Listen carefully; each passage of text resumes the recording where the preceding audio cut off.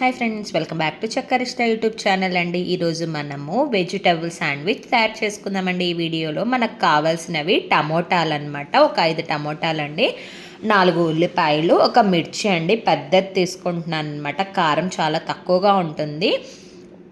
బాగా కడిగేసుకొని వెజిటేబుల్స్ని, ఉల్లిపాయల్ని సన్నగా కట్ చేసుకోవాలన్నమాట. ఎంత సన్నగా పాసిబుల్ అయితే అంత సన్నగా కట్ చేసుకోవాలండి.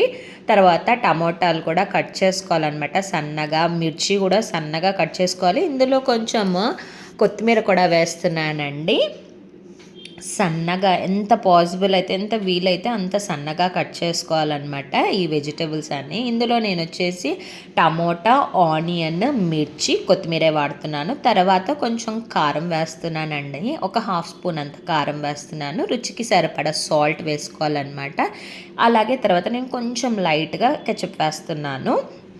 కెచప్ లేకపోతే స్కిప్ చేసుకోవచ్చు, మీ ఇష్టము. బాగా కలుపుకోవాలన్నమాట. తర్వాత వీటిని స్టఫింగ్ కోసం వాడుతున్నానండి. బ్రెడ్ పీసెస్ తీసుకోవాలన్నమాట. బ్రెడ్ మధ్యలో పెట్టేసుకోవాలి. మనం ప్యాన్లో షాలో ఫ్రై చేసుకుంటున్నాము వీటిని. టేస్ట్ అయితే సూపర్గా ఉంటుందన్నమాట. చాలా బాగుంటుందండి. మీరు కూడా ట్రై చేయండి, సూపర్గా ఉంటుంది. ప్యాన్ పెట్టేసుకొని కొంచెం ఘీ వేస్తున్నానండి.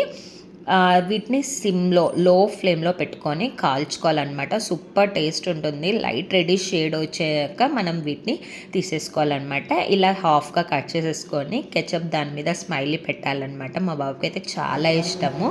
వాడు టేస్ట్ చేస్తున్నాడు, ఎలా ఉందనేది చూడండి. వాడి మాటల్లో చూడండి. సూపర్గా ఉందంట. ఒకవేళ వీడియో నచ్చితే లైక్, షేర్, సబ్స్క్రైబ్. బాయ్.